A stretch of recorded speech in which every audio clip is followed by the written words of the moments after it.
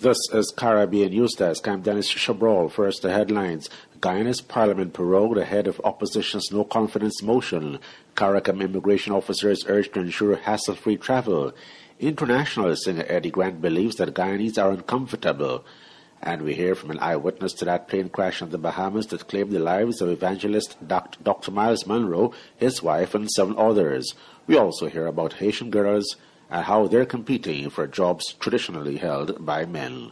We are one Caribbean, one people, one nation.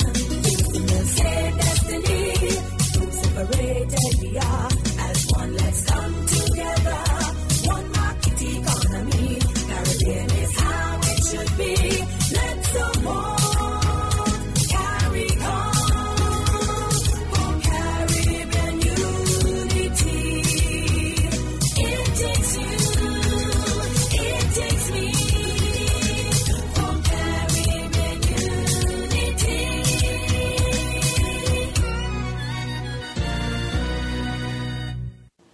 Guyana's President Donald Ramotar on Monday suspended the parliament, dashing the opposition's hopes of passing a no-confidence motion in his administration and paving the way for fresh elections in 90 days.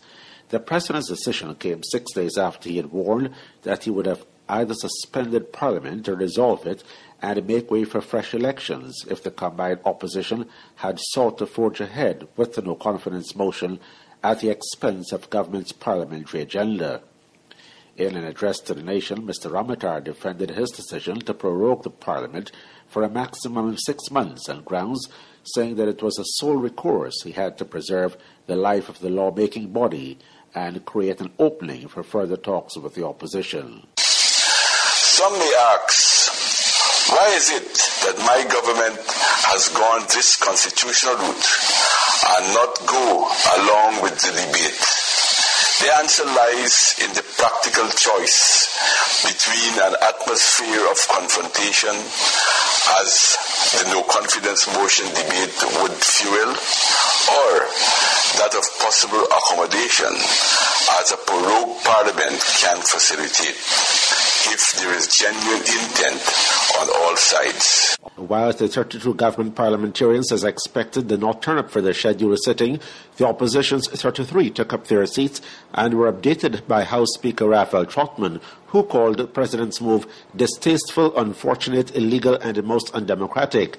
Trotman, who is from the Opposition Alliance for Change, says President Ramotar's prorogation will lead Guyana down a historic path, either for good or bad. Today is a most momentous day. It is no ordinary day. However it unfolds, in whatever direction it goes, it is historic. It presents for Guyana a crucible, something transformational. Our democracy will enter into a new orbit, becoming, in a manner of speaking, a part of a different stellar system. We will no longer be seen as another parliament like most others around us, but we will join the ranks of those that have passed through fire and turmoil. It will take us in a new direction, and whether we hurtle in the direction of certain destruction or of new beginnings depends on each and every one of us. Opposition leader David Granger says President Ramotar's suspension of the parliament is aimed at avoiding oversight by the opposition-controlled National Assembly. President Ramotar has now single-handedly engineered a constitutional crisis. The main purpose of his proclamation is to allow the People's Progressive Party to avoid parliamentary scrutiny.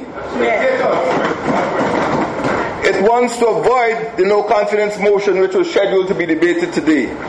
It wants to prevent the holding of local government elections. It wants to prevent debate on the financial excesses and impropriety of its ministers. It wants to protect the reputations of its ministers from parliamentary scrutiny and sanction. It wants to permit the PVP's election campaign to proceed unhindered. It wants to permit the continued expenditure of state funds without parliamentary scrutiny. It wants to establish a one-party state in this country. Even as many Afro-Guyanese supporters of Granger's Partnership for National Unity picketed outside Parliament building, leader of the Alliance for Change, Kemra Dramjitan, cautioned against street protests because he says it will cause East Indo Guyanese to consolidate their support for the governing People's Progressive Party Civic. And I want to tell especially the East Indian constituents in this country, this is exactly where the PPP wants us. And they're going to make this spin. And they're going to get their people. If people start demonstrating and things run rat out there, they're going to get their people to beat up East Indians. And then they're going to play it on NCN and yes, say, you see what? That's all you want. That's all you want. And then they will allow that nastiness that builds up because of racism. Mr. Ramchidan wants the opposition to jointly inform the Caribbean Community, Organization of American States and the Commonwealth about the latest political situation in Guyana. Secretary General of the Caribbean Community, or CARICOM, Ambassador Erwin LaRocque, has urged immigration officers to stop hassling citizens traveling across the region. The CARICOM Secretary General called on member states to take note of the Caribbean Court of Justice CCJ ruling in favor of Jamaican Shanique Myrie, who in March 2011 was cavity searched by Barbadian authorities, verbally abused, and placed in a filthy room overnight before she was deported. The CCJ has awarded her $38,000 in damages and has ruled that CARICOM nationals are entitled to enter CARICOM member states without harassment or the imposition of impediment and stay for up to 6 months. Ambassador LaRocque says that while hassle-free travel is working, efforts must be made to stamp out inconsistent application of immigration rules in a number of member states because such action is smudging the image of the integration process. With respect to hassle-free travel, the vast majority of persons travel throughout our region every day without problems. It is working. But the reality is that the exception to the rule creates a damaging perception in the minds of our people. Our less than complete success in turning the concept of a hassle-free movement, as agreed, into real personal experience has undermined our credibility as a community. Last year's ruling by the Caribbean Court of Justice in the Shanique Myrie case has pronounced on this matter. We must take heed of the court's ruling. His comments at last weekend graduation of the University of Guyana comes at a time when the Bahamas and Trinidad and Tobago have intensified a crackdown on illegal immigrants. Expected to feel the brunt of the crackdown are Guyanese, Jamaicans, and Haitians. World-renowned Guyanese singer Eddie Grant believes that Afro-Guyanese are uncomfortable despite the back-breaking work and other sacrifices of their forefathers to build the country. Addressing Guyana's first African Business Awards by the African Cultural Development Association, he expressed concern about the focus being too much on dollars and cents. After receiving the Lifetime Achievement Award for Global Business Excellence and Exemplary Contributions to Guyanese society and global communities, he said the problem is that there is no system to educate African Guyanese about themselves. They are anybody's. They don't know their value. They don't know why they're here, how they came here.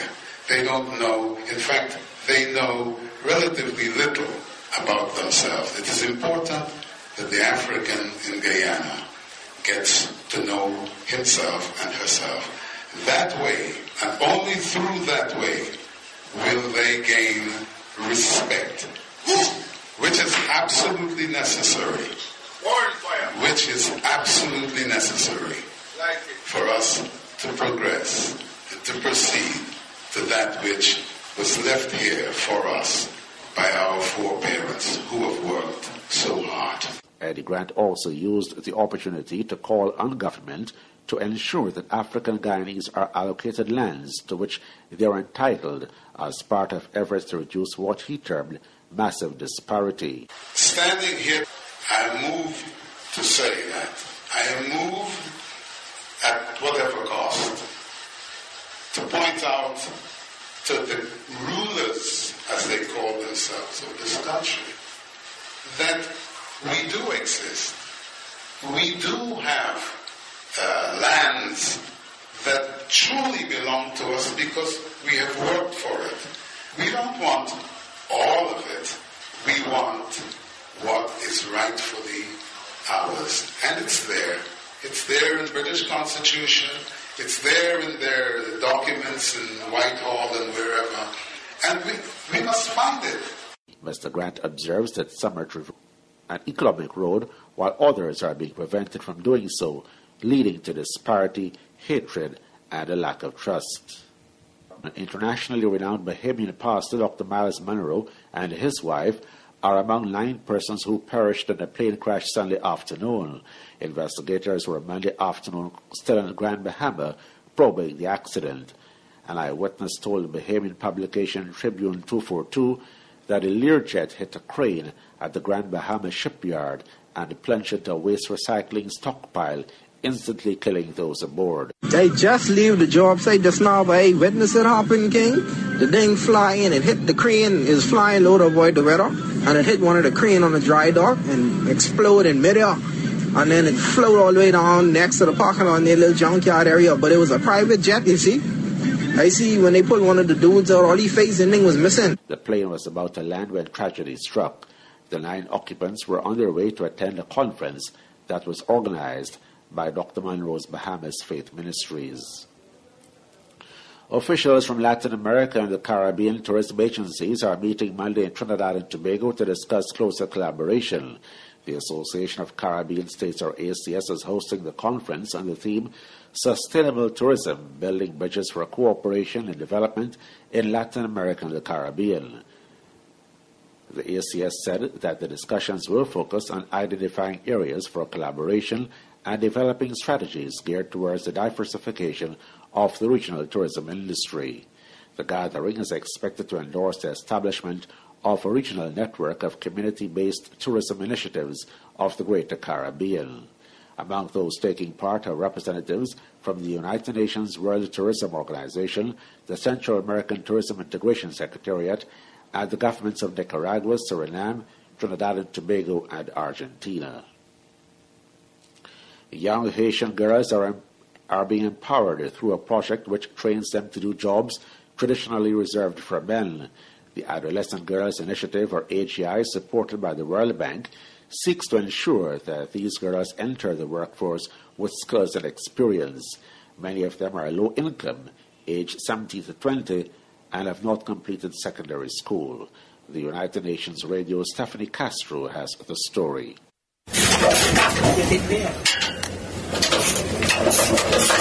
Magdala Maxey is one of the first female mechanics in Haiti. It's an unusual sight to see a girl or a woman crouched under a van and a screwdriver in hand. But an earthquake in 2010, which devastated the Caribbean island, has led to important changes in social norms regarding the employment of women. After the earthquake, I could no longer continue my education because my school was destroyed. I told myself that I needed to study something else, such as mechanics. Magdala's dream was turned into a reality through a program called the Adolescent Girls Initiative. The World Bank-supported program aims at securing vocational jobs for young women in Haiti, which is still struggling economically from the after effects of the disaster. Under the project, impoverished young women are learning the non-traditional skills that will earn them a paycheck. These are jobs usually reserved for men, such as plumbers, laying pipes in the center's massive training facility.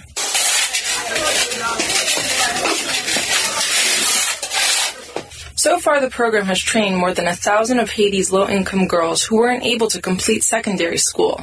A beneficiary of the project, Woodland Charles, began as an intern at a garment factory. She now works as a production supervisor and oversees 46 workers. There are problems during production, but I'm here to verify that the work is done properly.